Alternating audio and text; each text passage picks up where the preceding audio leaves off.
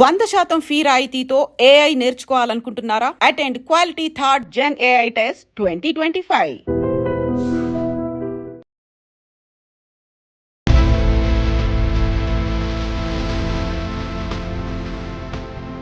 కుంభమేళా గురించి ఎంత టాపిక్ నడుస్తుందో ఇప్పుడు మోనాలిసా గురించి కూడా మీలాంటి వాళ్ళు నాలాంటి వాళ్ళు కూడా మాట్లాడుతున్నారు. మోనాలిసాది నేను కూడా చూసానండి. చూస్తూ కూడా నిజంగా నాకు కూడా భలే ఉందే అమ్మాయి, ఎంత బాగుందో అని అనిపించింది.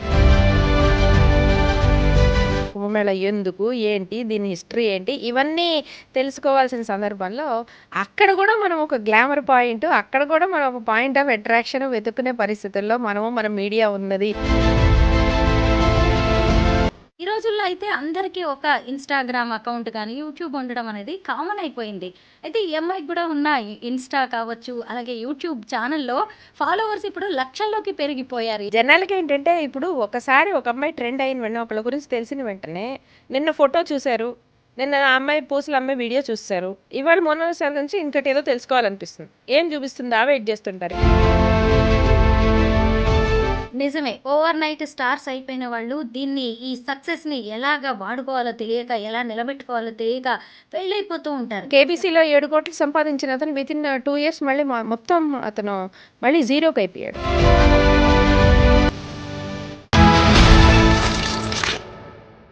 అందరికీ నమస్కారం. నేను Swaroopa Potlapalli. Welcome to iDream. ఉత్తరప్రదేశ్లోని ప్రయాగ్రాజ్లో జరుగుతున్న మహాకుంభమేళా అద్భుతంగా జరుగుతోంది. ఈ త్రివేణి సంగమంలో స్నానాలు ఆచరించడం, అక్కడ జరిగే విశిష్ట పూజలు, అలాగే అఘోరాలు, నాగసాధువుల గురించి దేశ విదేశాల్లో ఎంత చర్చ జరుగుతుందో, అక్కడ తళుక్కున మెరిసిన మోనాలిసా గురించి కూడా అలాగే ఎంతో పెద్ద చర్చ అనేది జరుగుతోంది. అసలు మనం మహాకుంభమేళాకి సంబంధించి ఒక 10 వీడియోస్ చూస్తే ఖచ్చితంగా ఒక మోనాలిసా వీడియో మనకి ట్రెండింగ్లో కనిపిస్తూ ఉంటుంది. అసలు రాత్రికి రాత్రే మోనాలిసా ఇలా ట్రెండ్ సెట్టర్గా, హాట్ టాపిక్గా ఎలా మారిపోయింది? ఆమె సెలబ్రిటీ స్టార్ స్టేటస్కి కారణమేంటి? అసలు మోనాలిసాని ఇంత ట్రెండింగ్లోకి తీసుకొచ్చిన విషయాలేంటి అనేది చెప్పడానికి ప్రస్తుతం నాతో పాటు సైకాలజిస్ట్ నళిని టీచర్ ఉన్నారు. ఆవిడతో మాట్లాడి మోనాలిసా గురించి ఎవ్వరికీ తెలియని ఎన్నో విషయాలను ఇప్పుడు మనం తెలుసుకుందాం. మేడం నమస్తే. నమస్తే అండి. మీరు చూసారు కదా అసలు మహాకుంభమేళా ఎంత అద్భుతంగా జరుగుతుంది. ఎక్కడ చూసినా గానీ మహాకుంభమేళా గురించే ఎక్కువగా మాట్లాడుకుంటున్నారు. అయితే కుంభమేళా గురించి ఎంత టాపిక్ నడుస్తుందో ఇప్పుడు మోనాలిసా గురించి కూడా మీలాంటి వాళ్ళు నాలాంటి వాళ్ళు కూడా మాట్లాడుకుంటున్నారు. అసలు మోనాలిసాని ఇంత స్టార్ని చేసిన విషయాలు ఏంటి, దాని వెనక ఉన్న కారణాలు ఏంటంటారు? మోనాలిసాది నేను కూడా చూసానండి. చూస్తూ కూడా నిజంగా నాకు కూడా భలే ఉందే అమ్మాయి, ఎంత బాగుందో అని అనిపించింది. సహజమైన అందం చక్కగా, అండ్ అలాగే ఒక నిర్మలమైన నవ్వు. ఫస్ట్ అమ్మాయిని చూసిన వెంటనే మనకు కనిపిస్తుంది ఒకటి, ఆ కళ్ళులో ఒక చక్కటి అందం. చాలా బాగున్నాయి, పెద్ద కళ్ళు వేసుకొని, అలాగే నవ్వులో కూడా చాలా నిర్మలంగా ఉంది.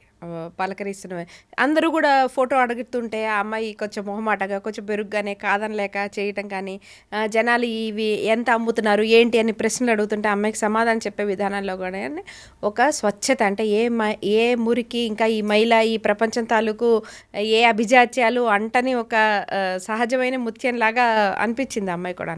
సో స్వతహాగా అమ్మాయి అంత అందంగా ఉంది కాబట్టి అక్కడ అందంగా ఉందే అని అనుకోవడం ఒక లెక్క.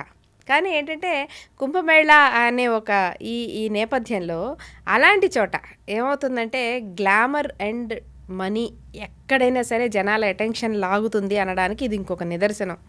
Kumbh Mela is suppose to be మొత్తం అసలు స్పిరిచువల్ థింగ్ అది కదా. అసలు కంప్లీట్గా దైవికమైన సంబంధించింది. అసలు కుంభమేళా ఎందుకు, ఏంటి, దీని హిస్టరీ ఏంటి, ఇవన్నీ తెలుసుకోవాల్సిన సందర్భంలో అక్కడ కూడా మనం ఒక గ్లామర్ పాయింట్, అక్కడ కూడా మనం ఒక పాయింట్ ఆఫ్ అట్రాక్షన్ వెతుక్కునే పరిస్థితుల్లో మన మీడియా ఉన్నది. అంటే మన ట్రెండింగ్ మీడియా, అంటే ఇక్కడ ఒక మీడియానే కాదు ట్రెండ్, ఎందుకంటే ఎక్కువ సోషల్ మీడియాలో ట్రెండ్ అయిన తర్వాత రెగ్యులర్ మీడియాలో వచ్చిన సందర్భం చూసాం మనం ఇందులో. సో ఇది ఏంటంటే మన కళ్ళు ఎంతకీ కూడాను అందాన్ని, ఆనందాన్ని వెతుకుతాయి. అంటే మౌలికంగా మనిషి అనేవాడు ఎప్పుడూ కూడాను ఎక్కడున్నా సరే ఒక అందాన్ని, ఆనందాన్ని వెతుక్కుంటూ ఉంటాడు అన్నదానికి ఇది ఒక ఎగ్జాంపుల్ అన్నమాట. అంత కుంభమేళాలో అంత నాగా సాధువులు, ఒళ్ళంతా బూడిద పూసుకున్న వాళ్ళు, వీళ్ళంతా తిరిగే చోట మనం ఓ చక్కటి అందమైన అమ్మాయి కనిపించిన వెంటనే అందరి దృష్టి వెళ్ళిపోయింది. అంటే మౌలికంగా మనందరం కూడా అందాన్ని, ఆనందాన్ని కోరుకునే వ్యక్తులమే అన్న విషయం ఇది అంటే సైకాలజిస్ట్‌గా నాకు అది అబ్జర్వ్ చేస్తుంది. ఎక్కడున్నా మనం అది చూడటానికి ఇష్టపడతాం కదా! అన్నది ఒకటి. రెండోదేంటంటే జనాలకి భావజాలం ఏముంటుందంటే అందము అనేది ఏదో ఒక పర్టిక్యులర్ కులానికో, ఒక పర్టిక్యులర్ కేటగిరీకో, ఒక పర్టిక్యులర్ ఆర్థికపరమైన స్వావలంబన ఉన్న వారిలో మంచి తెల్లటి చర్మం, లేకపోతే మంచి ఈ డ్రెస్సింగ్ వల్లనే అందం వస్తుందని మనకి ఎప్పుడైతే ఒక ఆలోచన ఉంటుందో దాన్ని బ్రేక్ చేసే విధంగా ఉంది. పూసలు అమ్ముకునే అమ్మాయిను అలా అలా చాలా ఆర్థికంగా చాలా ఇంకా దిగువలో ఉన్న ఒక కుటుంబంలో ఉన్న అమ్మాయి ఇంత అందంగా ఉంటుందా అనేది ఒక ఆశ్చర్యం మళ్ళీ. అయితే మనకి లెక్క ప్రకారం తరచి చూసుకుంటే ఇది పెద్ద ఆశ్చర్యకరమైన విషయం కాదు. రవివర్మ పెయింటింగ్స్ ఉంటాయి, మనం చూస్తాము. ఆయన చుట్టుపక్కల ఉన్న ఆడవాళ్ళనే చూసి గీసినవి చూసాం కదా మనం. మన శిల్పాలు చూసినా కూడా అందులో ఏదో పెద్ద పెద్ద పనులు చేస్తున్న ఆడవాళ్లే ఉండరు. తిలకం దిద్దుకుంటున్న ఆడవాళ్ళు, లేకపోతే నాట్యం చేసే జడ వేసుకుంటున్న ఆడవాళ్ళు, వాళ్ళనే కదా శిల్పాలుగా మలిచి మనం మంచి శిల్పకళలో చూస్తూ ఉంటాము. పెయింటింగ్స్ చూస్తూ ఉంటాము. ఎంకి పాటలు ఉంటాయి, ఎంకి నా ఎంకి అని పాడే దాంట్లో ఆయన ఎంత చక్కగా ఒక గ్రామీణ అమ్మాయిని తన దృష్టితో ఎలా పలకరిస్తారు. సో ఆ beauty lies in the eyes of the beholder అన్నట్టు అందం అనే దానికి చూసేవారి యొక్క దృష్టి ఎంత ఆధారపడినా కూడా కొన్ని మనకి జనరల్గా వీళ్ళు మాత్రమే అందంగా ఉంటారు, ఈ కులాల్లో పుట్టిన వాళ్ళే, ఇంత చర్మం ఉన్న వాళ్ళే బాగుంటారు, ఈ మాత్రం డ్రెస్సింగ్ ఉన్న వాళ్ళే బాగుంటారు అనే ఒక మిత్స్ అన్నిటినీ బ్రేక్ చేసి చక్కగా ఎక్కడైనా సరే ఒక బురదలో నుంచి ఒక కమలం పుడుతుంది కదా, అట్లాగా ఈ అమ్మాయి కూడా అలా అక్కడ ఉండే మట్టిలో మాణిక్యంలాగా అమ్మాయి నవ్వు నిజంగానే మట్టిలో మాణిక్యంలాగా మెరిసింది, కమలంలా వికసించింది. చాలా బాగుందని అనిపించింది. చక్కగా ఉంది అమ్మాయి. సహజంగా అంటే ఏ మెరుగులు దిద్దకుండా కూడా చక్కగా ఉంది. ఇంకా మెరుగులు దిద్దితే ఇంకో చాలా అందానికి నిర్వచనం ఇచ్చుకోగలిగిన మన దేశవాళీ మోనాలిసా అనుకోవచ్చు. నిజమే అవును, మన దేశవాళీ మోనాలిసా అనుకోవచ్చు. రైట్. అయితే అసలు ఆ తేనె కళ్ళు, స్వచ్ఛమైన నవ్వు, అందమైన అమాయకమైన ముఖం ఆ అమ్మాయిని ఇప్పుడు బ్రౌన్ బ్యూటీని చేసేసింది. మీరు కూడా అన్నారు ఇందాక తెల్లతోలు లాంటి వాటన్నిటిని ఆ అమ్మాయి బ్రేక్ చేసింది అని చెప్పి. అయితే ఇప్పుడు ఇంతకు ముందు ఈ రోజుల్లో అయితే అందరికీ ఒక ఇన్స్టాగ్రామ్ అకౌంట్ కానీ యూట్యూబ్ ఉండడం అనేది కామన్ అయిపోయింది. అయితే ఈ అమ్మాయికి కూడా ఉన్న ఇన్స్టా కావచ్చు, అలాగే యూట్యూబ్ ఛానల్లో ఫాలోవర్స్ ఇప్పుడు లక్షల్లోకి పెరిగిపోయారు. ఈ మహాకుంభమేళాలో అమ్మాయి ట్రెండింగ్ అవ్వడానికి ముందు జస్ట్ 100ల్లో ఉండేవాళ్ళు, ఇప్పుడు లక్షలు మిలియన్లోకి వెళ్ళిపోయారు. ఇలాగా మొనాలిసా ఒక వీడియో పెట్టింది అనుకోండి, ఆ వీడియోకి జస్ట్ గంటల్లోనే మిలియన్స్లో వ్యూస్ వస్తున్నాయి.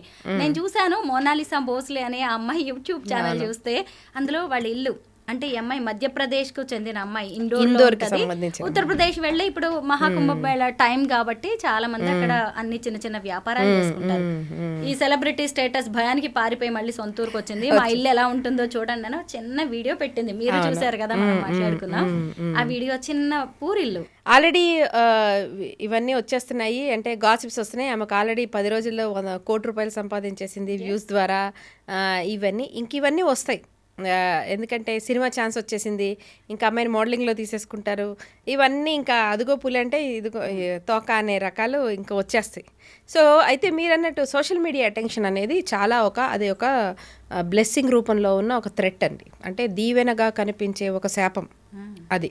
ఎందుకంటే ఇప్పటి వరకు ఆ అమ్మాయి ఉన్న నేపథ్యం వేరే ఉంటుంది, కుటుంబ నేపథ్యం ఉంటుంది. ఆమెకు చదువు ఉందో లేదా మౌలికమైన వరకే చదువు ఉందో అసలు అది కూడా లేదో మనకంతా తెలియదు. అంటే జ్ఞానం గురించి అంటున్నా, చదువు ఉండొచ్చు, చదువు ఉండకపోవచ్చు వేరు, లోక జ్ఞానం ఎంత ఉంది, ఆ కుటుంబ నేపథ్యంలో ఎవరు దీన్నంతా హ్యాండిల్ చేయగలిగేంత లాంటి వాళ్ళు ఎవరున్నారు, ఇవన్నీ ఇప్పుడు ఫ్యాక్టర్ అవుతాయి. ఎందుకంటే ఇప్పుడు అటెన్షన్ వచ్చేసింది, లక్షల్లో కోట్లలో వ్యూస్ ఉన్నాయి, అటెన్షన్ వచ్చేసింది. ఇప్పుడు ఏమొస్తాయి వెంటనే మనకి వచ్చేది ఏంటి అంటే ఈ ట్రెండ్ అవుతుంది, కరెక్టే. యూట్యూబ్లో బాగా వ్యూస్ వస్తే 4 డబ్బులు వస్తాయి, అయిపోతుంది. ఇన్స్టాగ్రామ్లో వాటిలో వస్తాయి. మేబీ వెంటనే వస్తుందంటే బ్రాండింగ్ ఇవి వస్తాయి.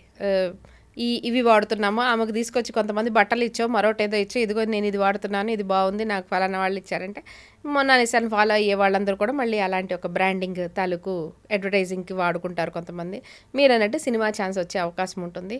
అవి ఎన్ని వస్తాయి ఏంటి అనే దానికి దేనికి కూడా ఇంక ఇప్పుడు మళ్ళీ ఈ అటెన్షన్ అనేది మళ్ళీ కారణం కాదు. అంటే ఈ అటెన్షన్ సక్సెస్కి కారణం అవుతుందో లేదో మనం చెప్పలేం.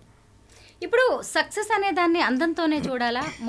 మోనాలిసా బాగుంది, మనం అందరం కూడా అప్రిషియేట్ చేస్తున్నాం. ఇప్పుడు ఆమె యూట్యూబ్ లో వీడియోస్ చూస్తే వాళ్ళ ఇల్లు చూపించింది. అలాగే ఇప్పుడు తను పిండి కలుపుతుంది రొట్టెలు చేసుకోవడానికి, ఆ వీడియోని మిలియన్స్ లో చూస్తున్నారు. అంట్లు తోముతుంది, ఆ వీడియోని చూస్తున్నారు. అసలు జనం మైండ్ సెట్ ని మనం ఎలా చూడాలి? జనాలకి ఏంటంటే ఇప్పుడు ఒకసారి ఒక అమ్మాయి ట్రెండ్ అయిన వెంటనే ఒకళ్ళ గురించి తెలిసిన వెంటనే నిన్న ఫోటో చూశారు, నిన్న ఆ అమ్మాయి పూసలు అమ్మాయి వీడియో చూస్తారు, ఇవాళ మోనాలిసా గురించి ఇంకటి ఏదో తెలుసుకోవాలనిపిస్తుంది. ఏం చూపిస్తుందా వెయిట్ చేస్తుంటారు. ఇప్పుడు అమ్మాయి ఇల్లు చూపించింది, ఓహో ఇలాంటి ఇంట్లో ఉంటుందా, అయిపోయింది. మళ్ళీ రేపు ఇంకోటి ఏదైనా ఇంకేం తెలుస్తుందా అని వెయిట్ చేస్తారు. అప్పుడు అమ్మాయి మీరు అన్నట్టు పిండి చేస్తున్నాను, రొట్టెలు వేస్తున్నాను, మేకలు కాస్తున్నానో ఇల్లు సర్దుకుంటున్నాను. ఎన్ని రోజులు నడుస్తుంది ఇది? జనాలు సెర్చ్ చేస్తూ ఉంటారు.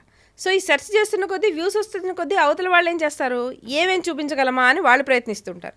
ఇల్లు అయిపోయింది, పశువులు అయిపోయింది, చుట్టుపక్కల అయిపోయింది, ఇవన్నీ అయిపోయినాయి అనుకోండి, నెక్స్ట్ ఏంటి, వాళ్ళు కూడా ఇంకా కాంటెంట్ని అలానే కాంటెంట్ డెవలప్ అవుతుంటుంది. ఇప్పుడు చాలా మనకి యూట్యూబ్లో మనం చూసేవాళ్ళు ఉంటాం కదా, మా ఇల్లు, మా సోఫా, మా ఆయనకి లంచ్ చేశాను, ఇవాళ మా ఆయనకి పప్పు కూర వండాను, మా పిల్లలకి డ్రెస్సులు కొన్నాను, ఇగో మా అమ్మాయికి ఇవి కొన్నాను, ఇవే వాళ్ళు కాంటెంట్ అట్లా డెవలప్ చేస్తుంటారు. సో ఈ అమ్మాయి దగ్గర అంత డెవలప్ అవ్వడానికి కావాల్సినంత కాంటెంట్ ఉంటే పర్వాలేదు, మీకు ఇదే వ్యూస్ వస్తే ఇదే కంటిన్యూ అవుతుంటుంది. అమ్మాయి ఇలాంటి పూసలు చేస్తాను, ఇలాంటివి ఇక్కడి నుంచి తెచ్చుకుంటాను, ఇలాంటి కాంటెంట్ అయితే మళ్ళీ చూసే అవకాశం ఉంటుంది. కానీ అమ్మాయి ఇది కాకుండా ఇంకేదైనా రెగ్యులర్గా ఏదైనా కాంటెంట్ చూపిస్తుంది అనుకోండి, ఆబ్వియస్గా వ్యూస్ తగ్గుతాయి. ఇప్పుడు నేననే పాయింట్ ఏంటంటే, ఈ అటెన్షనే ఆ అమ్మాయి కోరుకుంటోంది, ఇదే దీనికి ఫైనల్ ఆబ్జెక్టివ్ అని అనుకోండి, ఇక్కడికి యాక్చువల్గా ఒక హ్యాపీ ఎండింగ్ స్టోరీ అయిపోతుంది. కానీ అటెన్షన్ అనేది ఒక ఇన్వెస్ట్మెంట్ అనుకోండి, ఇక్కడ నుంచి స్టోరీ మొదలవుతుంది.